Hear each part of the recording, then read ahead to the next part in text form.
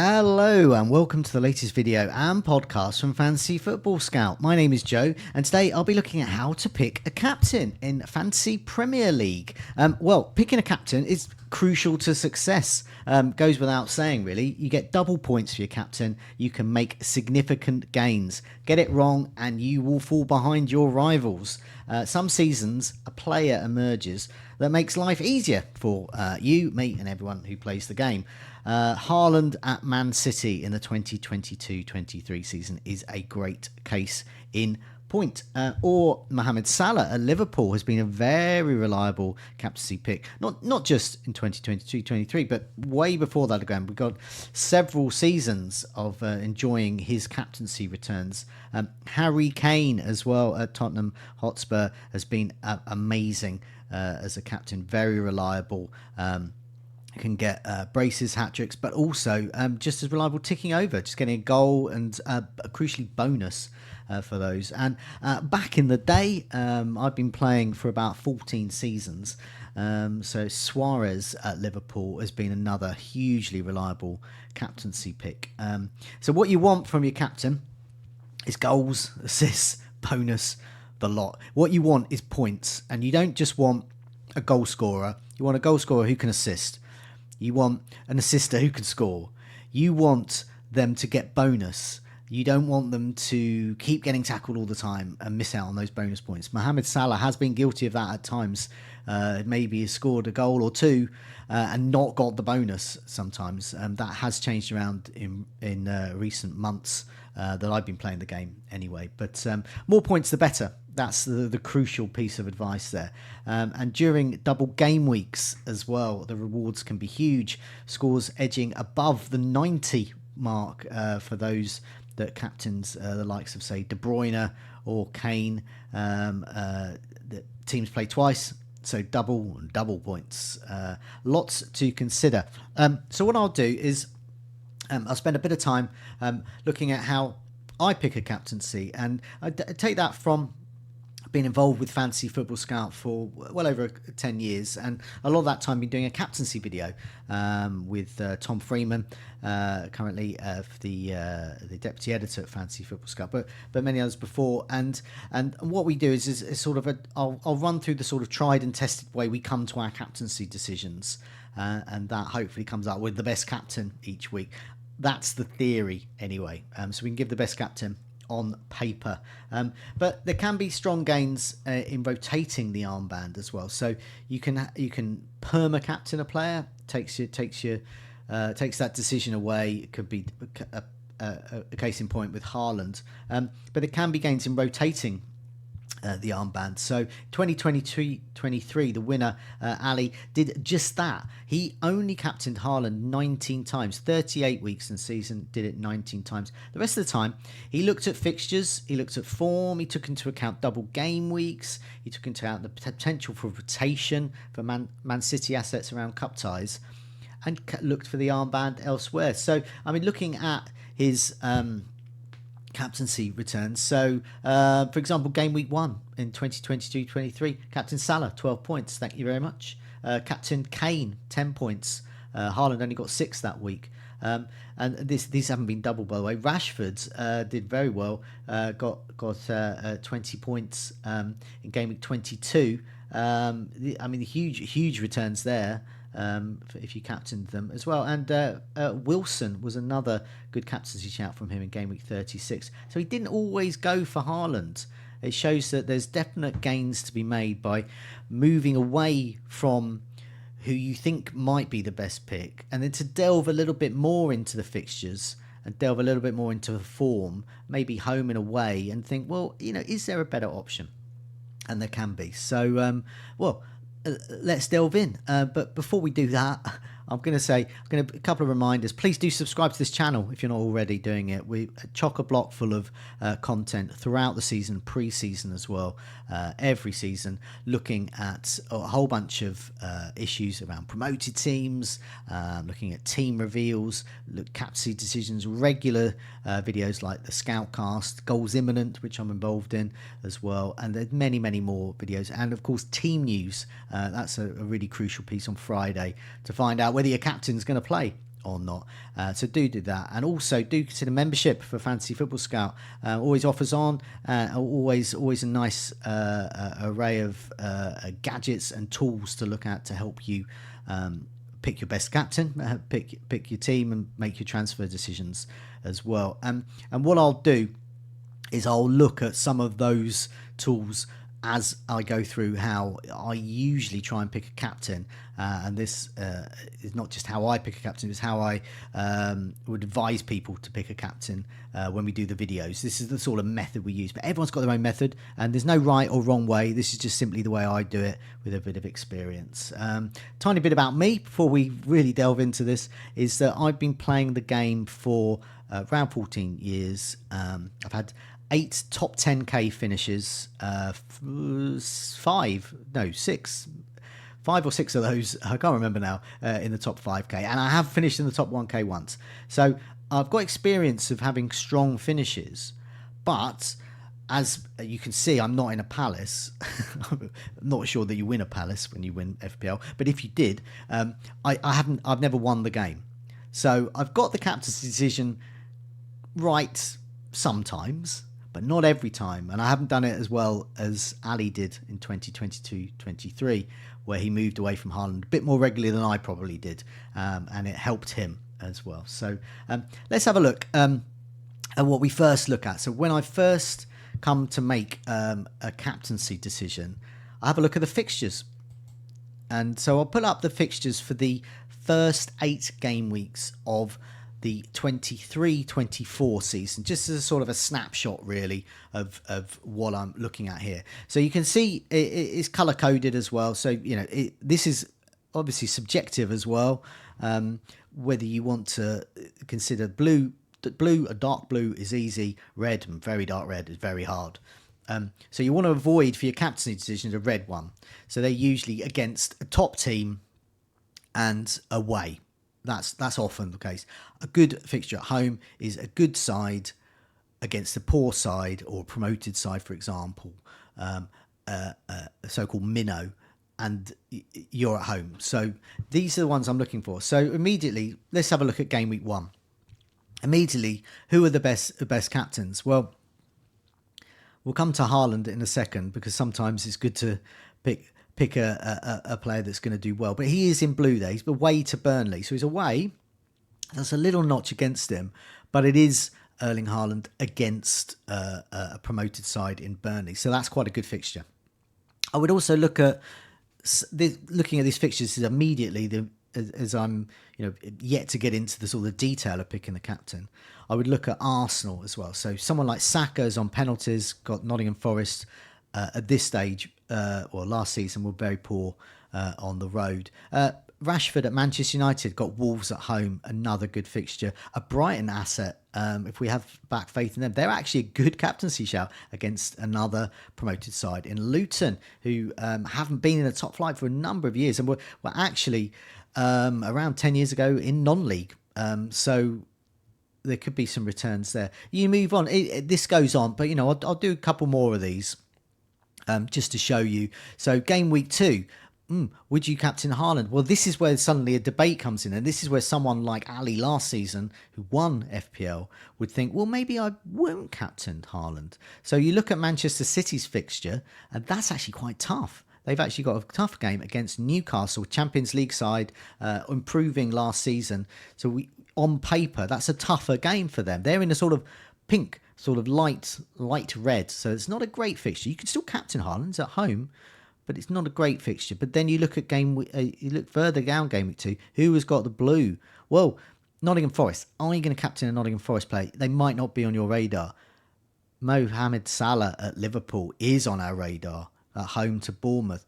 You get the gist here. So Salah would be a better option on paper for the armband. And then you move to game week 3. Well, it could be back to Man City, away to Sheffield United. Could be Rashford at home to Nottingham Forest. Could be a Chelsea asset. So say at this stage of the season, maybe one of their Chelsea assets is emerging. Could be against Luton. Once again against Nottingham Forest in game week 4. So you can see the gist really. I'm already looking at the fixture and I've already got some players in mind. I've usually got the obvious pick, as in the form player or who you think is going to be the form player. In this case, it'd probably be Haaland. Let's assume he's going to continue his amazing form from 2020-23. But at the same time, you've got these different fixtures. You've got a reliable picks, for sake of argument, Mohamed Salah at home to Bournemouth. So that could be an opportunity to make gains there. I do think that you really need to look at the fixtures rather than just say, oh, I'm going to captain Haaland every week, because there will be opportunities to make gains. And as Ali showed, a number of his picks did better. And that's where he got the edge. And that is where he got the edge over other managers. And that's why he won it.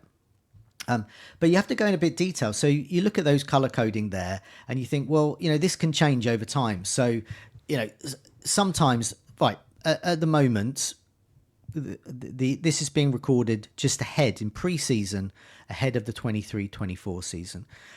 From last season's evidence, Nottingham Forest were terrible. From last season's evidence, Everton were terrible in terms of defence. Nottingham Forest were terrible, particularly away from home. And there were other teams like, for example, Leeds last season, who were a team. So a team to target. So these are the teams to target. So you're looking at a very poor team, and that can evolve over time. Sometimes, so for example, a team like Crystal Palace were losing. But they had about poor fixtures. But then when their fixture run changed, they had a new manager as well, Roy Hodgson. We thought was going to be more defensive, but it ended up being more attacking.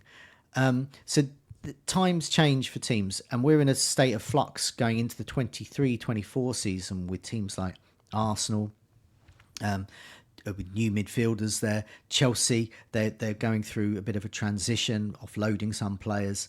Manchester United as well, another transition team.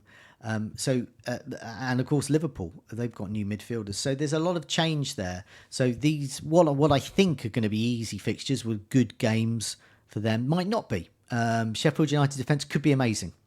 Who knows? We've had that before with promoted sides, that particularly at home, sometimes they can keep clean sheets, or they can keep teams like Man City down to 1-0, for example. So you can captain Haaland for a goal, but you could look elsewhere. So looking at detail, and this is something we do on our videos for captaincy, is looking at the details of exactly who is poor. So one thing I have is I look at the worst defences. So I've done this for the whole of the 22-23 season, just to see who was really poor for that season. But I usually do this every 4 to 6 weeks. 6 weeks is quite good for defences. So that picks up a combination of home games, away games. It also picks up a combination of tough games, games against minnows, and so it gives you quite a nice spread, and it gives their latest form as well. So sometimes the full season can mask that, but the season's gone by now, so this is accurate. And I've sorted this by expected goals conceded, and that's the measure that I like to use. Now this is available for Fantasy Football Scout members, and it's a case of you can just click on a button in the members area for these tables. Click on expected goals conceded, sort by teams, click on the button, there you go. You can make your own tables to do this. So this is a table I have made, and I've made it, put a different colour scheme in so that you can see it a bit more clearly on this video. But so what this shows is that last season, if you had a player like Haaland or Salah and they're playing Leeds at home, captain them. They're going to be the best captain. Same with Everton. Everton, terrible defence. The expected goals conceded was 67. They expected to concede 67 goals, both of them, over the course of the season. And Leeds were, in fact, much worse than that. So you really got your money's worth if you captained a player at home against Leeds. Goals conceded 78, only 5 clean sheets. So if you have picked a good, reliable goal scorer for a premium side, top side against Leeds or Everton, but particularly Leeds, you would think you would get returns. You're just narrowing those odds, and it goes on. Fulham are expected to concede 65, in fact conceded 53. So they should have conceded a few more. But then you've got to look at the combination of actually who did, how many goals they have conceded as well. So Bournemouth, another 71 goals they conceded from an expected goals conceded of 64. Southampton, who were relegated along with Leeds, they were expected goals conceded 59, but they in fact conceded 73, but only 4 clean sheets. So this is what you're looking at. You want to sort by 4 to 6 game weeks, and you want to have a look at the latest form, and you want to see whether they're doing. You can switch it by home and away. They might be better at home, might be better away in terms of their defences. But you're looking at those clean sheets. You're looking for those goals conceded, and that's what you're after, really. You just want to pinpoint those awful defences, and they're the ones to go for. So, as I said, going back to those fixtures, on paper, Bournemouth, poor defence last season. They've got a new manager. They might be better this season. As far as I know, on paper, that's a great fixture to captain a player against, in this case, Mohamed Salah. That maybe brings me on to the next sort of stage in this. So this is looking at the teams. This is looking at the teams with the good fixtures. This is looking at the teams with the terrible defences involved in those fixtures. But in terms of, so the teams that are, Man City player will be good, Liverpool player will be good, a Newcastle player will be good even, a Brighton player and so on. But you want to get the player that's most likely to be involved. So they're most likely to have goal involvement, assists and goals. So then I would look at this type of table and this type of measure, looking at goal involvement for the 22-23 season as a snapshot here. So you can see here why Haaland has been such a reliable captaincy pick. 36 goals across 33 starts. Goal involvement, 52%, over half of the goals. In terms of expected goal involvement over that time as well, it's expected to be involved in a goal a match. And as you can see here with 36 goals, that's exactly pretty much what he did there. In fact, he exceeded that with 33 starts. So a few sub appearances there, not many though. But yeah, 52%. That's great. So you immediately know, okay, I quite like De Bruyne, Foden, Grealish, whoever, but it's Haaland is the one you want to captain for that. So you look at Newcastle. They may have some great fixture. Perhaps they have a double game week. Now, remember when I was going on those fixtures, and when I was talking before the fixtures, talking about Ali, who won FPL, one of his achievements was to captain Callum Wilson during a double game week. So say, for example, Newcastle have a double game week, Manchester City don't. So immediately you wouldn't think, oh, well, is it worth me captaining a Newcastle player? So you've had a look at worse defences. Perhaps they're playing one or two poor defences.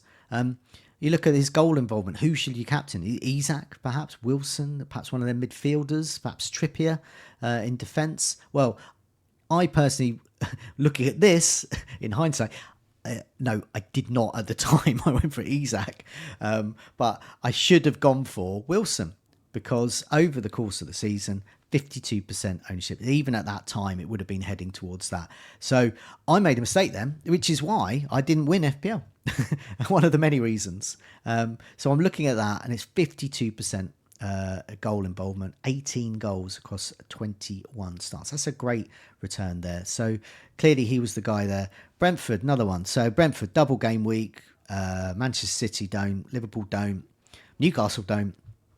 Who would you go for? Well, then, not now, because he has a temporarily, as I'm recording, he's in the midst of a ban and won't be ready till January. But last season, 22-23, 51% goal involvement. He's Mr. Brentford.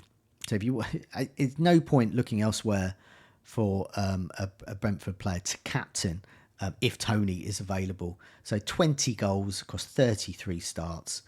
51%, just this is another snapshot. Now Leeds were relegated this season, but it just shows you that you can go for these poor sides, but you can get quite a good player as a captain. 50% of Leeds. So if, say, Leeds have got an easy game, arguably none were easy for them, but nevertheless, Rodrigo scored 13 goals across 23 starts. If he had a double game week with a 50% goal involvement, he's going to turn your head and he's going to think, well, that is a potential captain for me. I've highlighted Haaland on this table. I've highlighted a couple of more names, and one of those names is coming up now. So if you're listening on the podcast version, he's in blue on my table I've got up on the screen. Haaland is in blue as someone who you would definitely potentially captain pretty much most weeks. Kane is another. Now, I got Kane in towards the end of the 22-23 season and didn't have Salah, and captained Kane for the final game, and considered him, and indeed captained him other times. Fantastic, 47% goal involvement.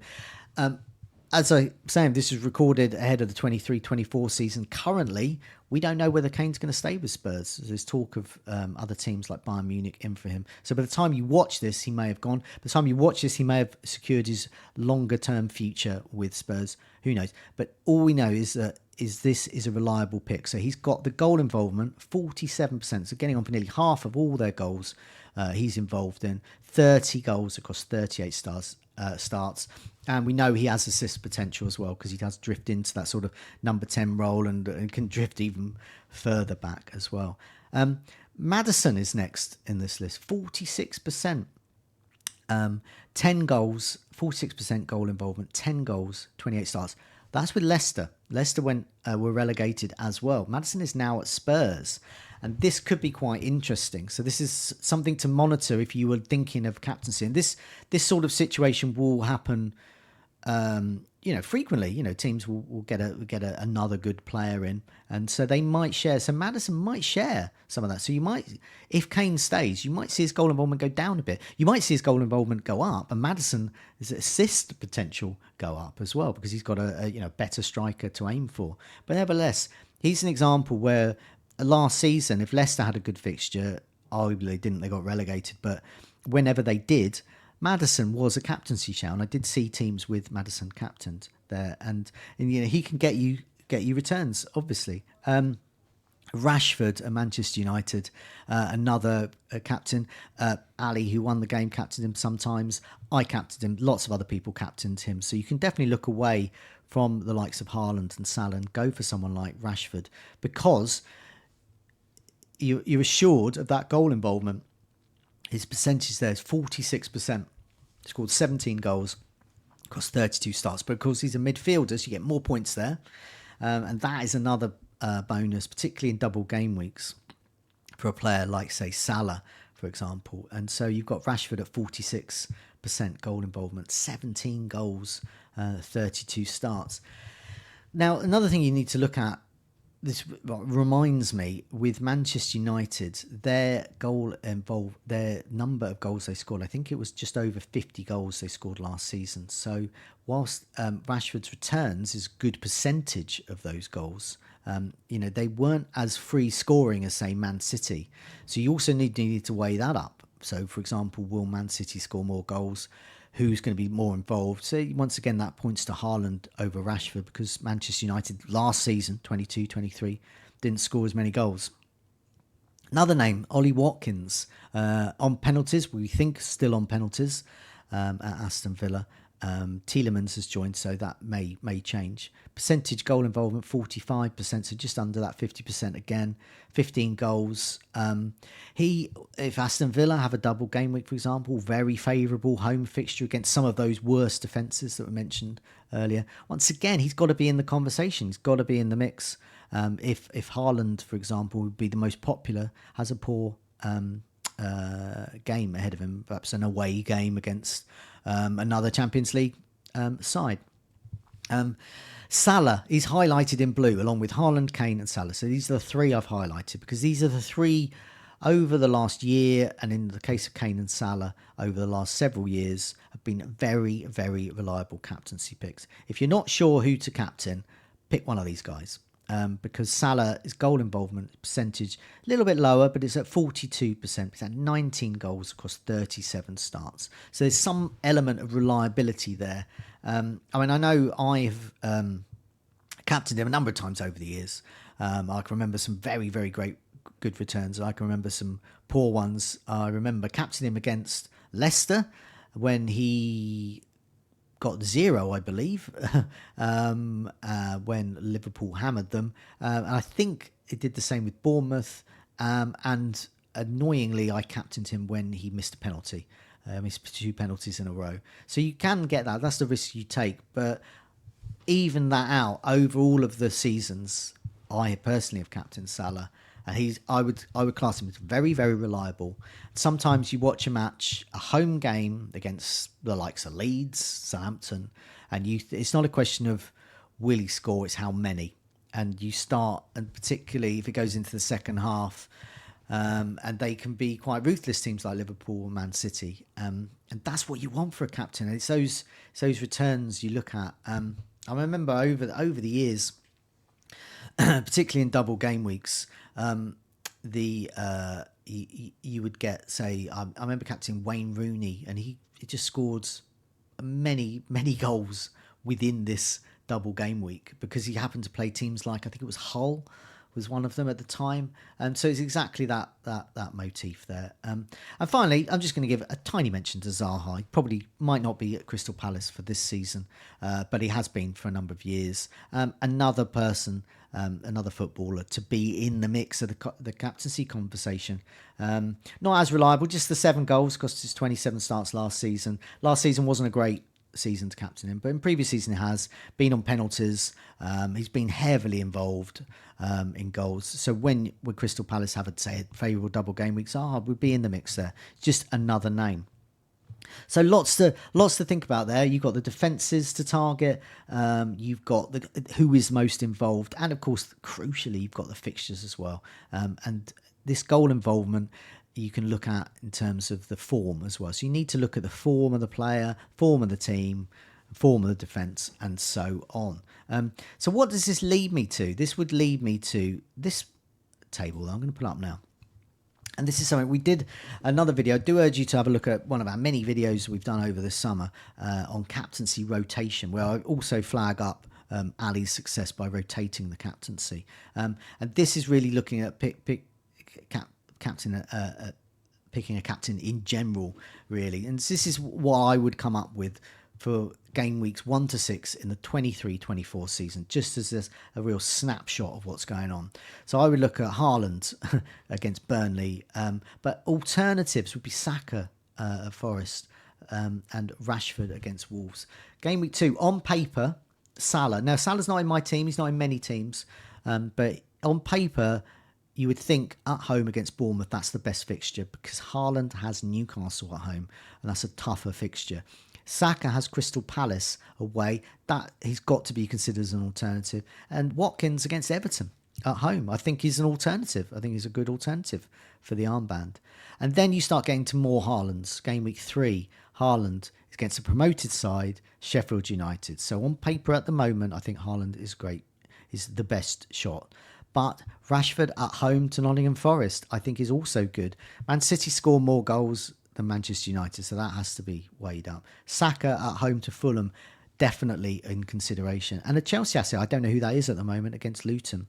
And then you move to game week 4, Haaland again at home to Fulham. You would think he'd be the best asset. He's got that combination of goal involvement, got that combination against, we think, a poor defence. But once again, Chelsea at home to Nottingham Forest has to be considered as an alternative. Salah at home to Aston Villa could be an alternative as well. I have no doubt Aston Villa may indeed score in there, but I do think Salah at home for Liverpool would be a good captaincy shout. And then you start moving into this would be a debate. For example, how do you pick a captain in game week 5 when you've got a player like Harry Kane, who we've seen is reliable, and he's against what we think is going to be one of these worst defences, Sheffield United at home. And Kane, I think, would be the best captain. However, Haaland is away to West Ham.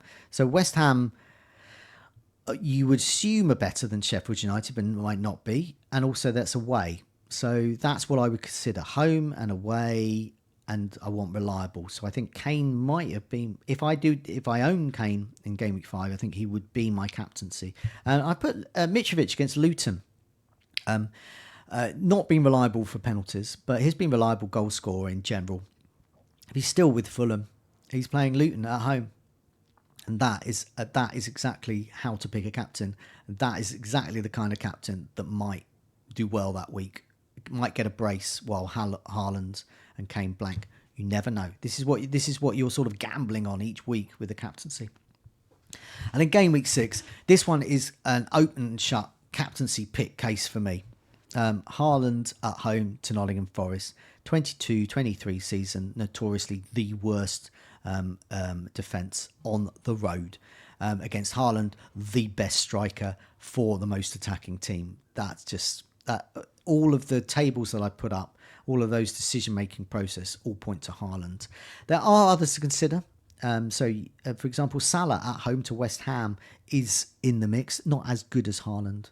And Wilson away, Callum Wilson away at Sheffield United is in the conversation. But this is a good example where I don't think the alternatives quite stack up against Haaland against Nottingham Forest at home. Whereas in other weeks, for example, the first week, Haaland against Burnley, Saka at home to Nottingham Forest, Rashford at home to Wolves, arguably could be better. They could be the better captaincy picks there. So when you're picking a captain, you need to consider those issues. Another thing to take into account is effective ownership. And that's important because that is that factors in captaincy into the ownership of a player. So for example, if Haaland is 90% owned, every one of those owners captains him. His effective ownership is double that, so it's 180%. So you're looking at sort of two players. So if you don't own Haaland, that's bad. If you don't captain Haaland and Haaland does well, you're losing out 80-90% of those points there. So he gets 10 points, you're going to be down 8-9 points or so. So if you own that minority and he scores a hat-trick and your captain blanks, you are looking at a point swing there, even bigger if you don't own, but you're looking at a point swing just on the captaincy alone, and it's not a point swing in a good direction. But if Haaland blanks that week and your captain scores a hat-trick, you get a major point swing in the other direction, and that is where the gains can be done. And that's what Ali did last season, 22-23. And if you look Game Week 1, so this is quite timely for those that are watching this video ahead of the 23-24 season, and those watching afterwards will know exactly whether I'm right or wrong, or whether those that made particular captaincy decisions are right or wrong. But Haaland against Burnley is away against Burnley. I don't know how they're going to be, and perhaps you'll say it's highly light. It's possible. It's possible that Haaland could blank that week. It could be that they win and it's Foden scores. And the alternatives there is Saka at home to Nottingham Forest could be the better shout. So Saka could easily get a brace or a hat-trick then. So if you captain that player and Haaland doesn't do well and everyone else around you, then that's a massive gain. And that's where mini leagues are won or lost. Audacious moves like that. And sometimes you get, in some seasons, I think last season, 22-23, arguably the Haaland season. It was the Haaland captaincy season. Other seasons, it's the Salah captain season mainly. But you also, I think, had over recent years Salah or Kane. So there's been a split there. That's how important it is. And I remember a particular season a long time ago, and this was where I think it was the season I did particularly well in when I got my top 1,000 finish, was between Drogba and Van Persie. I think it was either Van Persie's last season at Arsenal or first season at Manchester United against Drogba, who was obviously amazing at Chelsea. And I remember a particular the final game week, and I captained Drogba, who I believe scored a hat-trick that week, and I did, where a lot of other people captained Van Persie, who I think did score, but obviously nowhere near as much as Drogba. and that swing was huge. That got me much higher finish, and for other people that might have won them the difference between winning a mini league or not, or for some it could mean the difference in winning the actual game. So that is something to keep into consideration, and that brings me on to what kind of manager you are when you're picking a captain. And all I've just described there's certain people who, when I've described, go against Haaland's Captain Saka, you might do really well. Now, that is a sort of more of a maverick manager. They're prepared to take risks. It's your attitude to risk. Or if you're more of a dullard manager, which I traditionally am, you don't take those risks. You try and lower the odds for every decision that you make in the Fantasy Premier League game. And that's what you're doing each time. You're trying to minimise risk. You're trying to increase your odds of success and getting points, and that's what's going to come down to it. So when you're watching this or listening to this, just ask yourself, those questions. What is your attitude to risk? How happy will you be if it goes wrong? How happy will you be if it goes right? Can you handle that? Do you have fear of missing out? You're seeing everyone on Twitter, I'm captaining Haaland this week. Do you have a fear of missing out, and you genuinely want to captain Haaland, or are you doing that because you have that fear of missing out and you actually secretly want to, or perhaps overtly want to make that maverick move? And you can do that as well. So you've got to take that into account. Another little handy tip, I think quite a few people I've seen mentioned this, but they often captain a player when they're using Fantasy Football Scout. We have a captaincy poll every week. So that assesses people who comment and take part in the surveys on Fantasy Football Scout, engage managers. They're people who are usually taking up membership. They're reading the articles. They're engaged managers. They're spending time before they make their decision each week. So they're voting in that captaincy poll. And if someone's at the top of that, so say you get a week where Haaland is 60%, 70% of managers are going to captain them, and then there's a very small split amongst the other players. If you get that, but if you combine that with our Rate My Team tool, which uses the algorithm whereby it assesses things like expected minutes and betting odds and form and the fixture and all of those things, this is the sort of robot, the AI, who should you captain version of it. So if those two align, if you're picking the same captain as engaged managers, plus it is one that's strongly considered to have the potential to do well, then that's probably the best captain that week. And that's probably not the week to go different. Now, if you want to go different with the captaincy, a really good way is to not pick those weeks. So if you look at the captaincy poll there on Fantasy Football Scout, and you assess the sort of sentiment on social media and the forums, etc. And there's a real split there. People are unsure between Salah and Kane and Haaland, or maybe Wilson and Newcastle. They don't know which one. They're just a bit undecided. They've all got sort of good fixtures. They've all got poor fixtures.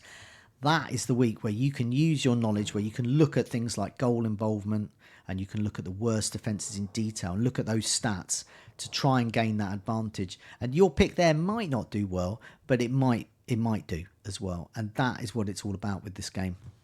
It's knowing when you can take risks and knowing when you've got to play safe and sort of more sensible with that, really. So I hope this has been useful for you. I mean, I found it actually quite useful for myself to sort of get my thoughts in order, because of Haaland, we sort of haven't done our captaincy video every week, because often it's just been obvious to captain Haaland, so it'd be very short. But other times there is a bit more choice to be made. But all the time, I found it very useful to go through that process of looking at the fixture, looking at the opposition defence, the worst defences, and then keeping tabs on that goal involvement. Is Haaland still the best captain from Man City? We assume he will be, but if he's starting to drop down, maybe starting to share those goals a bit more, then perhaps another option will emerge at Man City. I mean, I use that. I think a lot of people watching this will go, Are you sure, Joe? Are you really sure you want to go against Haaland? But nevertheless, it just gives, you've got to have those options, and you've got to consider all those things. So don't just sort of blanketly, oh, I'm going to pick Haaland this week, every week. Think there are options. You've got to look at the fixtures, and real gains can be made. And as we said at the big start, the guy that won it last season did not captain Haaland for 19 of those 38 weeks. And so that was many game weeks where he was available, but he chose to go against it. And so I think that that shows if you want to win it, got to get your captaincy right. So I hope that's been of use. Final reminder, do subscribe to the channel if you're not already, and so you can keep in touch with all our videos each week. And also do press that like button. That really helps us and lets us know a bit more about what you like with this content that we produce. Do keep tabs on all the Fantasy Football Scout articles as well. And I hope this has been a great interest to you as you try and pick your captain. I've certainly have found it as well. Thanks for your time. Take care. See you soon.